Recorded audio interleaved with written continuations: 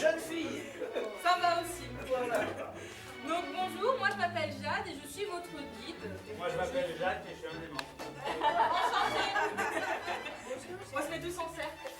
Le ruisseau des Belles Dames. C'est un ruisseau qui est constant, donc toujours alimenté en eau, été comme hiver. Et cela, ça a permis dès le XVIIe siècle à de nombreuses industries de venir s'installer dans la région. Et donc dans la région, les industries qui vont s'installer, ce sont des forges. Les forges vont travailler avec des hauts-fourneaux, des affineries. Ici, puisqu'on était une ancienne forge, nous avons ce petit bâtiment qui reste. C'était une affinerie. Et ici, nous avions une des maisons du maître de forge. Le reste, ça n'existait pas encore, donc il faut l'oublier. Deux options. La première, c'est la revendre à d'autres industries pour la transformer en objet. Ou sinon, ici même, grâce à un marteau à drôme, on va la transformer en objet domestique ou agricole. Mais en 1860, on va avoir un traité de libre-échange entre la France et l'Angleterre. Et les Anglais et les Suédois, ils vont venir en France avec un fer beaucoup moins cher. Donc toutes les petites forges de la région, elles vont fermer une à une excepté la forge de Savignac-Lédrier. Est-ce que vous connaissez? Vous en venez? Bon bah c'est parfait. Il a totalement fermé son industrie, mais plutôt de la reconvertir. Et il décide de la reconvertir en papeterie, parce qu'on a tout ce qu'il faut à disposition ici même. Tout d'abord, nous avons des roues, qui permettent une force motrice, pouvant un jour ou un autre activer une machine. Nous avons une retenue d'eau. À l'époque, il nous fallait de l'eau en pH neutre. Absolument. Nous avons la place d'agrandir nos bâtiments pour installer nos machines. Ici, on va installer une machine qui fera du papier en continu, 24 heures sur 24, 7 jours sur 7. La pâte à papier ne va pas être faite sur place, mais à 2 km d'ici. Puisqu'on ne veut pas abandonner notre haut fourneau de forge, on va le reconvertir aussi. Donc là-bas, on fera notre pâte à papier qui viendra par la route pour être ici transformée en feuille. Est-ce que vous avez une idée de ce que c'est? Le bois. La paille de seigle, exactement. On n'est pas encore à l'époque du bois. Donc à cette époque-là, le seigle, on s'en servait pour faire plein de choses. Le pain, exactement, nourrir les bêtes, mais surtout faire les toits de chaume des granges ovalaires. Puisque la particularité de la paille de seigle, c'est lorsqu'elle va grandir, elle va pomper dans le sol ce qu'on appelle de la silice. Mais surtout, ça la rend imperméable, naturellement. D'où son utilisation dans la toiture. Donc ici, on va faire 2 types de papier. On fait des papiers d'emballage. Le premier est un papier d'emballage alimentaire. Donc je vous le montre comme ceci pour l'instant. Et tout à l'heure, je vous les mettrai sur la maquette et nous aurons 5 minutes pour que vous puissiez les toucher. Aux boucheries, en raison du sang qui va perler dessus et va être absorbé par le papier. Notre deuxième plus gros acheteur, c'est la savonnerie de Marseille, qui va s'en servir pour emballer les savons. Mais on va aussi utiliser ce papier en outre-mer, donc Madagascar, l'île Maurice, la Réunion, pour le transport de fruits et légumes dans les cargos. 1861. En même temps, parallèle, on va faire un deuxième type de papier, qui est l'ancêtre du papier craft actuel et qui est le papier de quincaillerie. Donc on s'en servait pour emballer les clous, les vis, les poignées de porte, etc., etc. Donc lui, il est fait en différents types de paille. Blé, avoine ou froment. Donc c'est le reste de paille qui nous reste dans la région. Par contre, ces pailles-là, elles n'ont pas de spécificité qui les rend à 1968. Donc un siècle et 7 ans d'existence. Et pendant ce laps de temps, on va avoir beaucoup d'évolutions et de révolutions dans le monde, puisqu'ils ne s'arrêtent pas. Donc ces 2 types de papier-là, on va commencer petit à petit à les abandonner. Puisqu'on va avoir un nouveau papier phare qui va arriver sur le marché, un papier fait à base de pâte à bois, le papier sulfurisé, que vous avez juste ici. Quelle année aussi, ça? Donc ça, on va commencer dans les années 40. Parce que nous, tout de suite, tous les bouchers, ils en ont rien à faire de notre papier. C'est vieux, plus personne n'en veut. Et puis, c'est à la mode. Donc on aime bien. Et donc nous, les papeteries de la région, on va avoir un petit souci, c'est qu'on ne vend plus nos...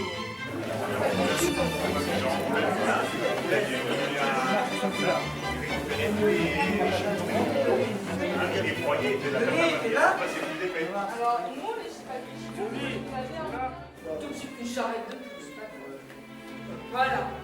Donc vraiment, tout le monde pouvait venir vendre sa paille, pas de minimum, maximum. Vous avez des questions? Ah oui, voilà. Ensuite, donc on va avoir de la paille hachée juste ici. Ensuite, cette paille, on va la faire macérer. Le but de la macération, c'est de séparer les fibres. Et les fibres, c'est ce qu'on va utiliser pour faire notre papier. Donc, on va prendre cette paille hachée pour la mettre dans des cubes en pierre posés à même le sol. On va cuire la paille, on a déjà une chaleur ambiante, donc il ne nous faut pas plus. 5 l'hiver, parce qu'il fait un peu plus frais, donc il nous faut un peu plus de temps. Une fois que c'est fait, on va mettre ce mélange paille chaux vive sous des paires de feuilles. Alors, du maître papetier. Juste en dessous, actuellement la salle Malherbe, vous aviez le magasin. Alors le magasin, c'est là où on va entreposer toutes les pièces de rechange utiles à la machine dans l'usine. Ensuite, juste ici, sur les premières étages, vous aviez des appartements ouvriers. C'est pour ça que côté route, vous avez 3 cheminées, puisque nous avions 3 appartements. Juste en dessous, avec les portes ouvertes, vous aviez la forge. Donc, le but de la forge, c'est d'entretenir tous les outils ou les pièces. On commence avec les utiles dans l'usine. Donc, une équipe le but, c'est pas une équipe la nuit. Mais on n'a pas encore l'électricité. Donc, à la nuit tombée, les ouvriers venaient chercher leurs lampes, les allumer et pouvaient continuer à travailler tout en étant éclairés.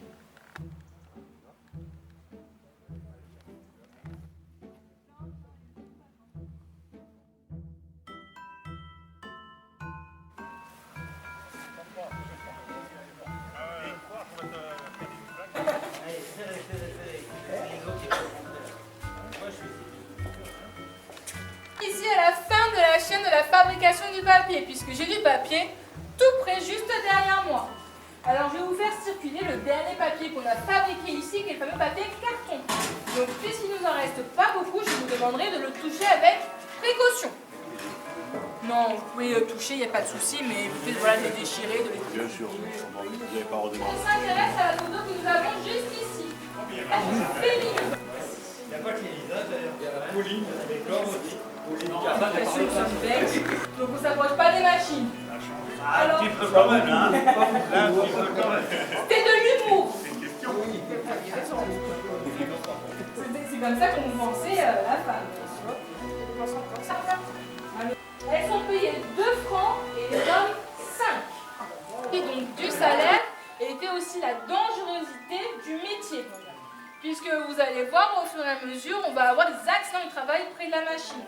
Alors que plier le papier, a priori, c'est pas extrêmement dangereux. Ensuite, on est le seul endroit au monde à avoir une machine de cette date-là, complète, en bon état, exactement au même endroit où elle a fonctionné. Ah oui, d'origine. Alors, elle est tout là, parce que ici, on a la fin. Et le début, en fait, c'est là-haut parce que vous avez la route.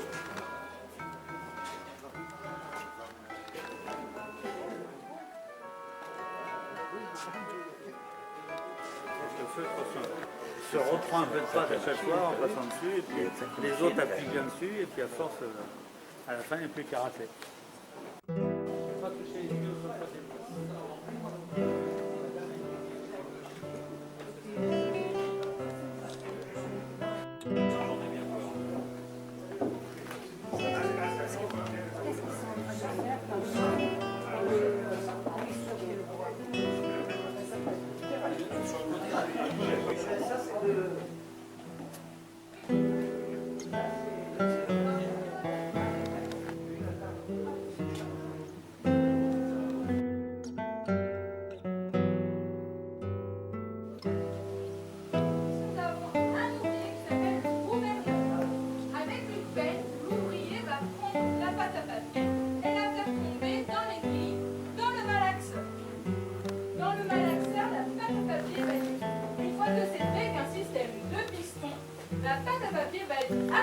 Que l'industrialisation, on avait des piles à mailler.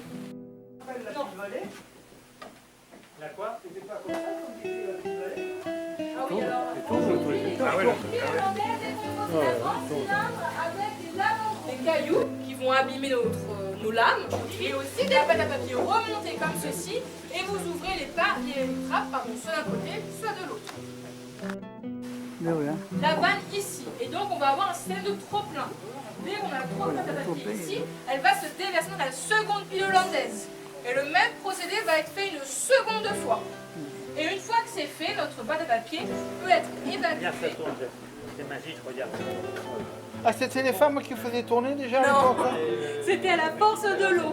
Ah, Grâce au ouais, ça. Non, je vous l'ai dit, les femmes, c'était pas du tout de la machine, on n'a pas confiance en elles. Nous avons ici des petits bols.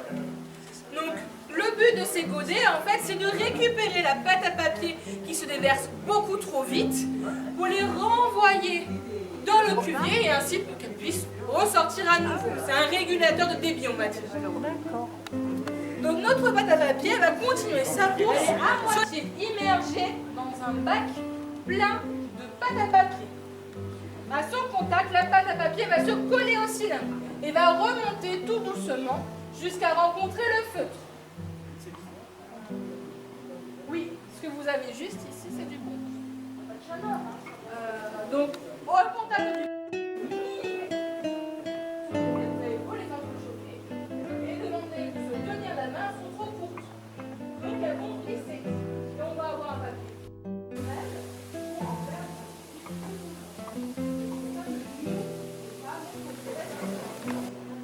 Donc je suis incapable, voilà, c'est la chimie. On va dire rattraper cette casse. On avait donc un ouvrier composé du coup d'une couvercle et d'un tamis. Et c'est ça qui va nous permettre de faire notre feuille de papier au format qu'on le souhaite. Donc on a plusieurs tailles. Ça c'est le Donc, format A5. c'est ça, exactement.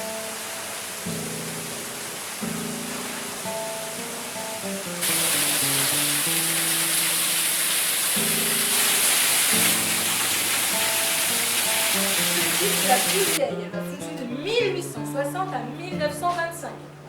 Devenue trop vieille et trop dangereuse, on va en acheter une autre d'occasion à Saint-Étienne qui va fonctionner de 1925 à 1968, jusqu'à la fin.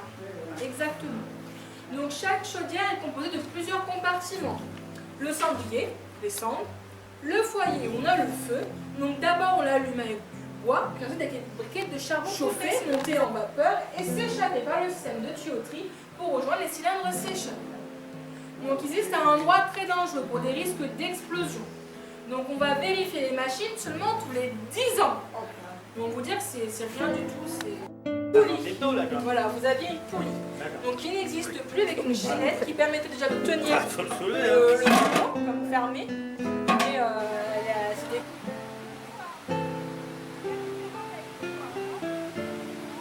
Malaxeur, puis hollandaise, puis vieux. Celle-ci est toujours en fonction de la vis d'un côté. Toutes les machines du bas. Donc la roue n'est plus en fonction, elle n'est plus en fonction depuis pas trop longtemps. Elle n'est plus en fonction depuis 2021. On ne va pas tellement senti, on a dû gagner sa confiance pour qu'on puisse du coup ouvrir notre musée. Et elle a eu de la chance, cette dame, c'est qu'avant de nous quitter, elle a pu voir le musée ouvert avec les premiers visiteurs. Et donc j'espère que de là où elle nous voit et qu'elle se rend compte que voilà, on a toutes notre promesse d'engagement, de faire des choses être ravie. Donc on espère que tout ce que vous racontez.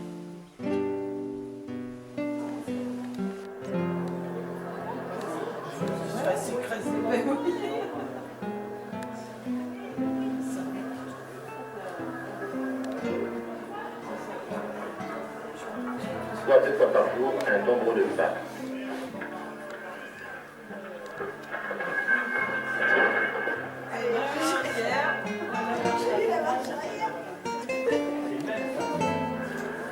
Là aussi, il faut assurer le fonctionnement de l'usine, car cette fabrique est une des plus anciennes du Limousin.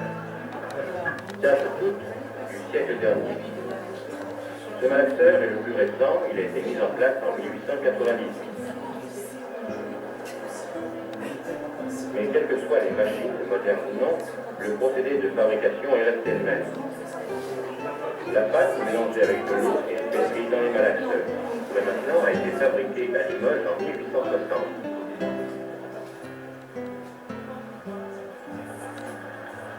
C'est un ensemble d'engrenages et de poulies mus par la seule force de l'eau. Le papier qui sort ici de la forme est essoré puis séché. Une chaudière centenaire à grande capacité engloutit des tonnes de charbon séchées selon rouleau de papier.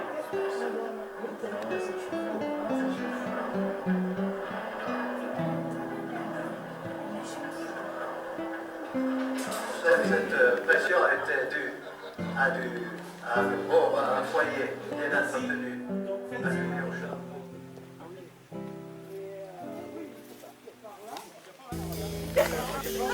Avec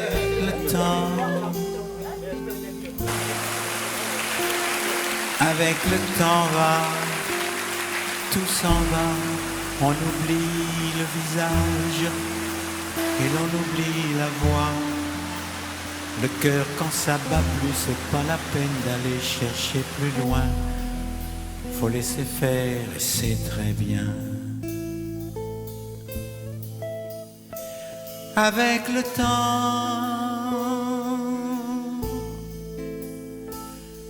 Avec le temps va, tout s'en va. L'autre qu'on adorait, qu'on cherchait sous la pluie, l'autre qu'on devinait au détour d'un regard, entre les mots, entre les lignes et sous le phare d'un serment maquillé qui s'en va faire sa nuit. Avec le temps, tout s'évanouit. Avec le temps, avec le temps va, tout s'en va. Même les plus chouettes souvenirs, ça t'a une de ces gueules. À la galerie, je farfouille dans les rayons de la mort. Le samedi soir, quand la tendresse s'en va toute seule. Avec le temps, avec le temps va, tout s'en va. L'autre à qui l'on croyait pour un rhume, pour un rien,